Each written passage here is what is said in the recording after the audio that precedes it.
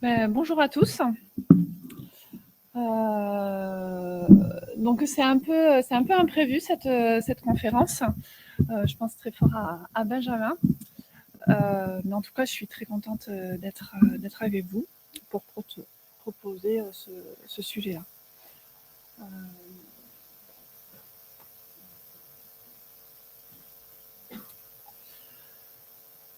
On va y aller doucement parce que je voudrais d'abord remercier tous nos sponsors parce que c'est ce qui m'est cher, c'est que cet événement est gratuit pour tous et du coup, vraiment merci à eux. Mais je voulais aussi vous remercier, vous, participants, d'être là parce que ce qui fait la richesse de l'Agile Tour Bordeaux, c'est les échanges et la communication qui se passent pendant l'événement. Donc, merci à vous.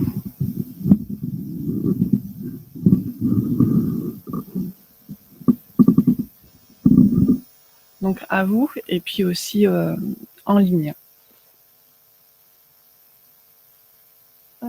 Pour introduire un peu ce sujet, rien n'est plus facile que de poser une question difficile. J'ai une autre citation, c'est facile c'est vraiment simple de poser une question difficile.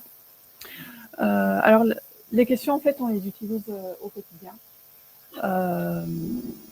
Et là, ce que je vous propose, c'est un peu une prise de conscience et une réflexion sur sa propre utilisation des questions. Alors, je suis Alice Marteau. Initialement, je viens de la partie test, qualité logicielle, vérification système. Et puis, en fait, finalement, pour faire un bon produit, il faut un bon code. Pour avoir un bon code, il faut une bonne équipe. Et dans cette équipe, il y a des individus. Donc, plus vers tout ce qui est facilitation et coaching, jusqu'à l'année dernière où j'étais en formation pour un Master 2 à l'IAE de Bordeaux. Donc ça, c'est une première facette, mais après, je le dis pas souvent, mais je suis aussi mère de famille, où j'habite avec mon conjoint et mon fils. Et c'est aussi notre entourage proche qui fait qui nous sommes. Donc, je voulais quand même le préciser. Et c'est un point essentiel pour chacun d'entre nous. Et sinon, en fait, j'habite à Marcheprime. Alors, Marcheprime, pour les personnes qui sont de Bordeaux, donc c'est à l'intersection de ces deux belles lignes droites. Et souvent, on dit, oui, Marcheprime, c'est là-bas où il y a le feu.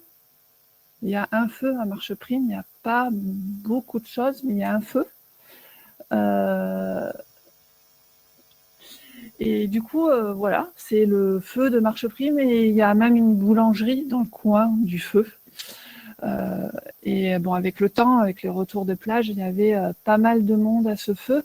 On s'est un peu modernisé, on a déconstruit ce feu-là, on a construit un rond-point. Alors c'est une petite parenthèse, hein.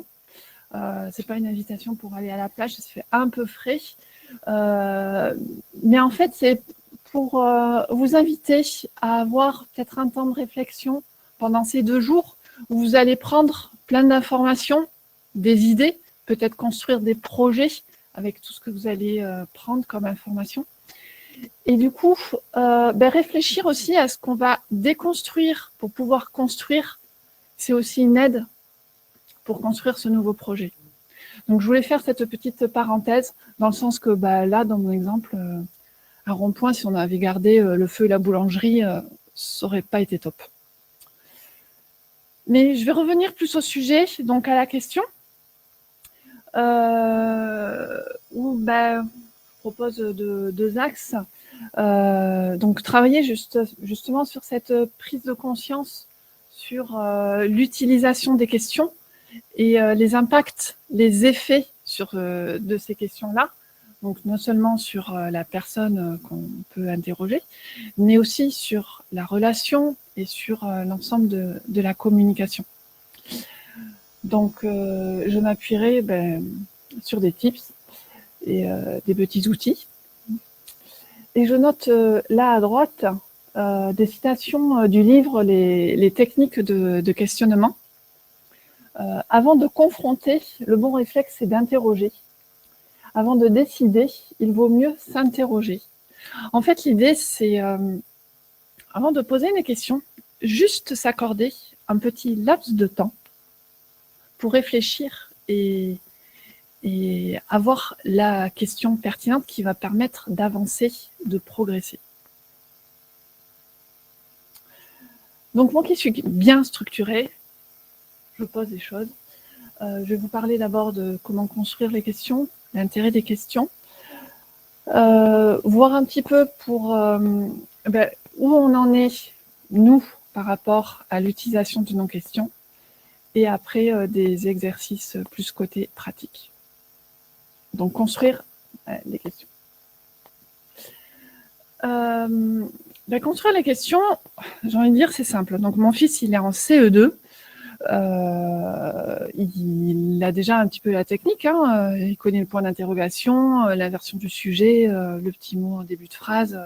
Là-dessus, je pense qu'on est tous bons. Par contre, du coup, il y a plein de types de questions. Donc là, j'en cite quelques-unes. Il y a les questions ouvertes, les questions fermées, hein, ça on connaît bien, les questions informatives, les questions à choix multiples. Là, j'en cite plein. Les questions de validation, les questions suggestives, les questions rhétoriques. En fait, il y a plein de types de questions. Et du coup, selon si on utilise toujours le même type de questions ou si on varie, c'est ça qui va faire la richesse de notre communication et la richesse des réponses qu'on va obtenir. Et du coup, là, l'idée, c'est un peu de s'interroger sur comment on pose les questions et ne pas se priver de bonnes réponses. Donc, comment avancer ? Alors, la première chose, ça va être de réfléchir sur l'intention des questions.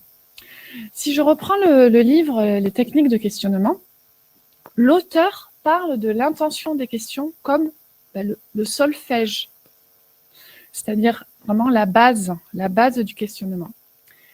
Et donc là, je vais un peu détailler donc, les intentions principales, dont la première, s'informer. Je m'excuse de l'affichage.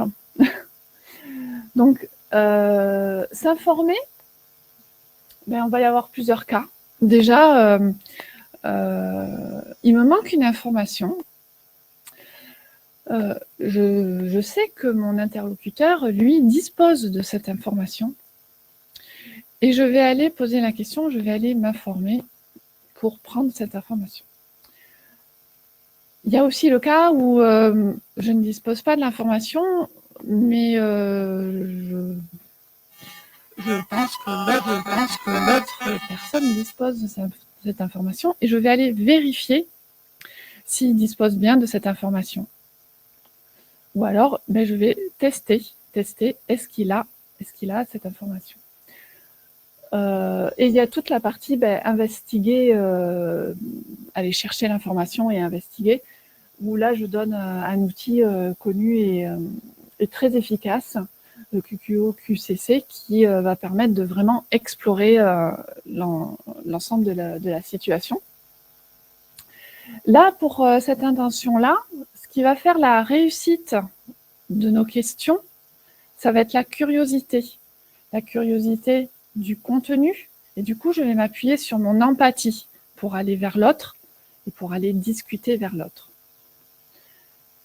Une autre intention pour les questions, où là, du coup, je ne vais pas forcément m'intéresser sur le contenu, mais plus sur la communication, ça va être de réguler la communication. Donc là, par exemple, ça va être pour lancer ou relancer une conversation. On peut ralentir la conversation pour approfondir un sujet ou au contraire, l'accélérer. Et là, du coup, je vais plus me baser sur mon intuition pour avancer dans cette communication. Après,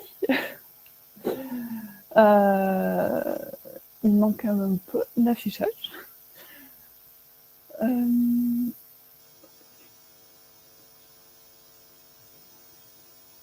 Donc la suivante. Donc il va y avoir la capacité d'influencer son interlocuteur.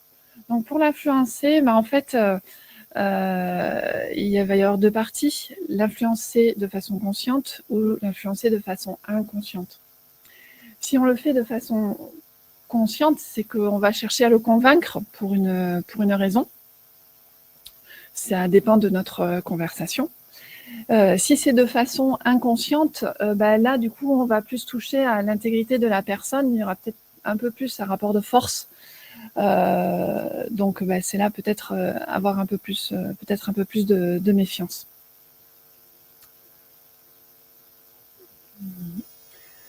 Et voilà. Donc là, c'est différentes intentions pour poser les questions. C'est un premier axe de réflexion. Et par contre, en plus de réfléchir à son intention, il y a aussi l'intonation des questions. La façon comment on va poser les questions, ça va aider aussi notre interlocuteur ou pas à avancer dans notre communication. Toute cette base-là, ça va aider soit à développer notre communication et avancer dans notre relation, ou alors ça peut fermer notre communication. Donc, à partir de ces influences-là, on peut aller réfléchir au niveau des intérêts des questions. Pour réguler, on peut, derrière, ça va être pour rentrer en contact, améliorer la communication, mieux interagir. Si on va sur des questions pour s'informer, donc là, je vais plus me baser sur ma curiosité, aller chercher quelle est sa manière de penser, comprendre son mode de fonctionnement. Et le troisième, pour tout ce qui est la partie influencer ou provoquer, là, ça va plus aider d'aller dans le mouvement et dans le changement. L'idée après, c'est d'avoir un équilibre dans ces différents types de questions pour avoir des communications riches. Donc du coup, ok, effectivement, une conversation, s'il n'y a pas de questions, ça va appauvrir notre communication, voire pouvoir l'éteindre si vraiment rien ne se passe. Donc l'idée, oui, c'est aller poser des questions, aller réfléchir sur ces questions-là pour développer notre communication. Mais cependant, il y a aussi la façon d'utiliser les questions avec excès ou même des questions qui ne sont pas forcément adaptées ou des questions fermées et qui vont aussi enfermer la communication et fermer l'échange. Donc oui, utiliser les questions, mais à bon escient néanmoins.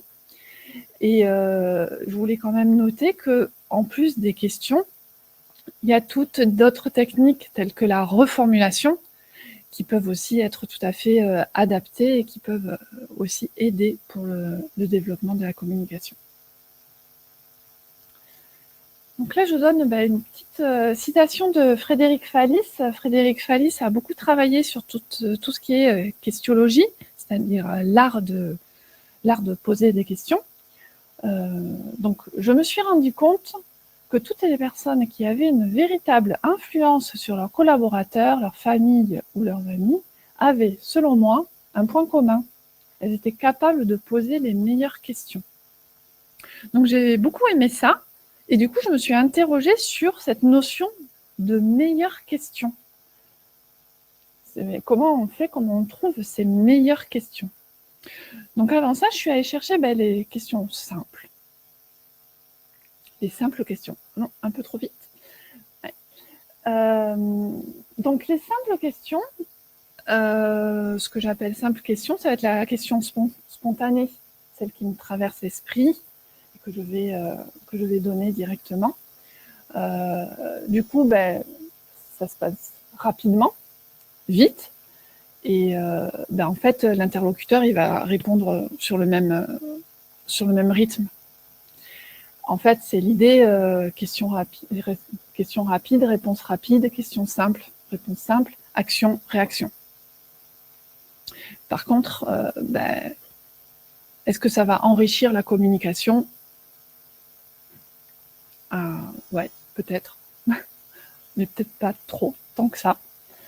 Alors, l'idée, c'est de prendre, justement, un laps de temps pour aller chercher la question qui va justement faire avancer dans la communication, faire avancer sur le sujet en question, et du coup, aller de l'avant. Donc, s'autoriser à prendre ce petit laps de temps pour avoir une meilleure question. Et là, derrière, l'interlocuteur, il ne va pas se comporter de la même façon. Il va prendre lui aussi un laps de temps et réfléchir à sa question, à sa réponse. Du coup, c'est intéressant puisque la réponse sera d'autant plus réfléchie et d'autant plus pertinente. Et si on pose une question, c'est que je pense qu'on veut une meilleure réponse. Alors, je vais mettre un exemple pour un petit peu illustrer ça, où là, je suis sur une question simple. Donc, Arthur travaille avec Bernard. Ils ont les mêmes responsabilités et s'organisent pour se répartir les tâches en toute autonomie. Aujourd'hui, ils ont eu connaissance de leur augmentation annuelle respective et Arthur ne comprend pas la différence. Face à son manager, Arthur demande « Pourquoi je n'ai pas une augmentation telle que celle de Bernard ?» Il cherche à comprendre. Donc, il voit son manager, il pose la question. Donc, on peut imaginer la conversation derrière, peut-être un petit peu difficile, un petit peu tendue. C'est pas toujours facile d'être dans ce genre de situation, ni pour Arthur, ni pour le manager. Après ça, en fait, dans une autre situation même, Arthur, il va discuter par exemple avec Frédéric Fallis, qui travaille beaucoup en questionologie. Et du coup, ils vont réfléchir à une meilleure question. Donc, nous sommes dans la même situation avec Arthur et son manager, mais là, Arthur, il pose la question différemment.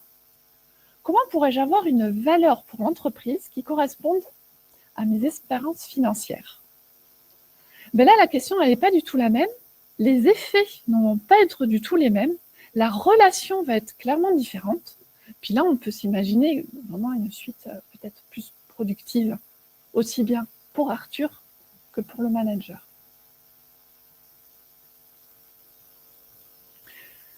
Donc, un petit bilan par rapport à cette illustration. Les bonnes questions sont cachées derrière les mauvaises questions. C'est ce laps de temps que je parlais tout à l'heure, la question spontanée, la question simple, et essayer d'aller chercher derrière une meilleure question. Donc, formuler les bonnes questions, c'est derrière aussi prendre en main son existence et du coup développer les différentes relations. Et après, utiliser des mauvaises questions. Alors, mauvaises questions, c'est exagéré, il n'y a pas de mauvaises questions. Mais des questions où on passe peut-être à côté de réponses qui pourraient être intéressantes.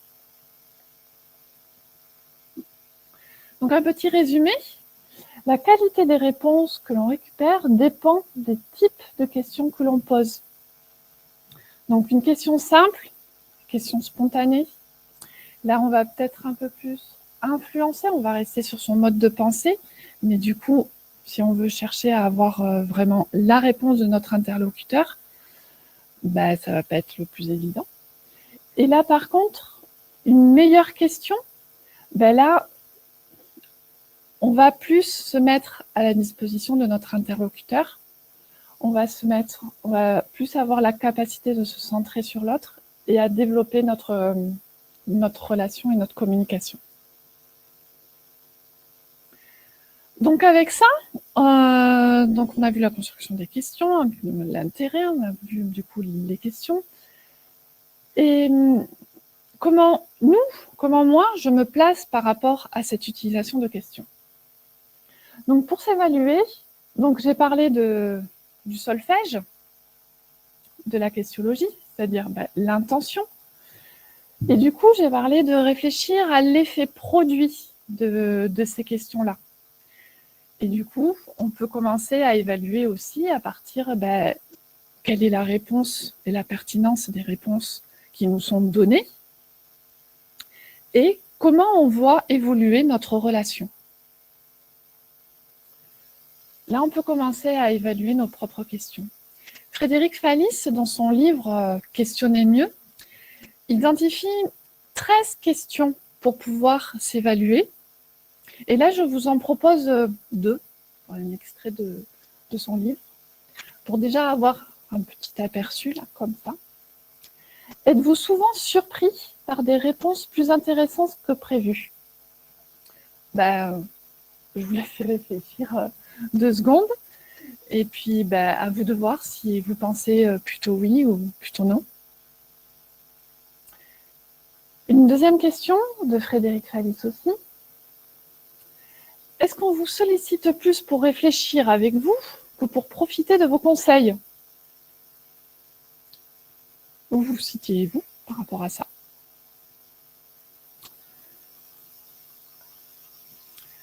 Donc, du coup, là, maintenant, ce que je vous propose, c'est des petits outils pour justement aller plus loin dans ces questions-là.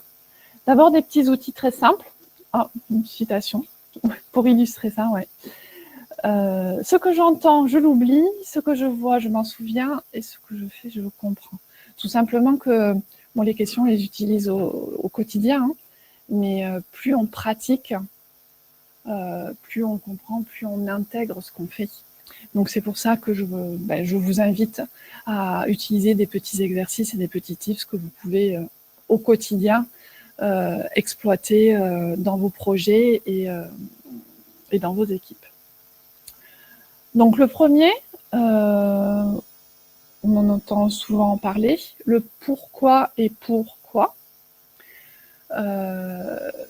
Tout simplement réfléchir si vous voulez aller chercher les causes ou pour quelle raison vous allez chercher ces informations. Il y a peut-être l'utilisation du temps qui est moins exploitée, où l'utilisation du passé, du présent ou du futur va aussi beaucoup impacter sur les relations qu'on va avoir. Du genre, quand on va poser des questions au présent, c'est ce qui va inciter de passer à l'action. Donc, rester trop sur des questions dans le passé, ça va être plus de l'analyse, de l'investigation. Mais nous inciter à poser des questions au présent, c'est ce qui va nous pousser à aller vers l'avant. L'utilisation du tu et du nous à la place du vous, c'est tout simplement s'impliquer. Et c'est vrai que dans une communication, partir ensemble sur des résolutions, rien que sur la formulation des questions, c'est une aide inespérée. Et pour finir, l'intensité des questions, on peut varier nos types de questions. Et là aussi, ça va aider dans la communication de toujours développer notre échange. Alors après, je vais aller un petit peu plus loin et proposer des exercices que vous pouvez faire aussi en groupe dans vos projets. Le premier, faire émerger une question dont la solution est la réponse. Une technique qui était aussi utilisée chez Apple. C'est se poser cette première question. Quelle est la question que devraient se poser vos questions aujourd'hui et pour les 5 ans à venir? Vraiment essayer de la formuler de la façon la plus pertinente. Et du coup, après, travailler là-dessus pour partir sur le développement de l'activité et réfléchir à la réponse et revenir à la question pour la redévelopper. Le travail sur la question va aider d'avancer sur le projet. Un deuxième exercice que j'ai plus exploité, c'est le castorming, un peu basé sur le brainstorming. Et moi, j'ai beaucoup apprécié cet exercice. Je l'ai réalisé plusieurs fois. Il s'agit en fait en plusieurs phases. Déjà, commencer avec les différents participants, de récupérer plein de questions sur une problématique que vous souhaitez résoudre. Et l'avantage du castorming, c'est que tout le monde s'est posé des questions. Et du coup, tout le monde va être capable de générer des idées par rapport à cette problématique en posant des questions. Et à partir de là, pouvoir prioriser, définir des thèmes et les catégoriser et avancer là-dessus et aller chercher des questions inspirantes et aller retravailler au niveau des questions. Le fait de travailler sur les questions va aider à la résolution du problème. C'est tout le principe du questioning et ça se base sur une citation d'Albert Einstein. Si je disposais d'1 heure pour résoudre un problème dont ma vie dépend, je consacrerai les 55 premières minutes à définir la question à se poser, car une fois cela fait, je pourrai le résoudre en moins de 5 minutes. Toute l'idée de cet outil de questioning se base là-dessus. Réfléchir à la bonne question, et une fois que nous sommes tous d'accord pour cette activité en groupe, nous sommes tous d'accord sur cette question-là, en fait, après, la réponse vient beaucoup plus facilement. Donc là, j'arrive au bout de cette conférence sur la question. Je retiens ces éléments clés. La question, c'est pas uniquement une information, une question qu'on pose. On peut avoir toute une réflexion sur comment est posée la question.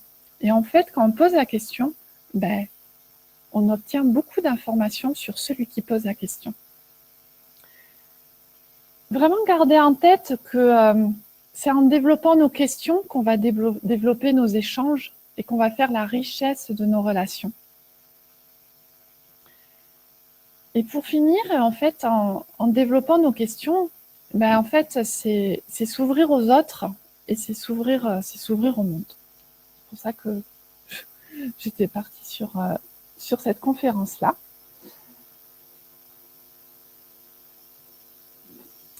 Et du coup, donc là, je vous cite les 2 bouquins sur lesquels je me suis appuyée pour faire cette conférence. Donc le premier, Questionnez-mieux de Frédéric Fallis, et le deuxième, les techniques de questionnement.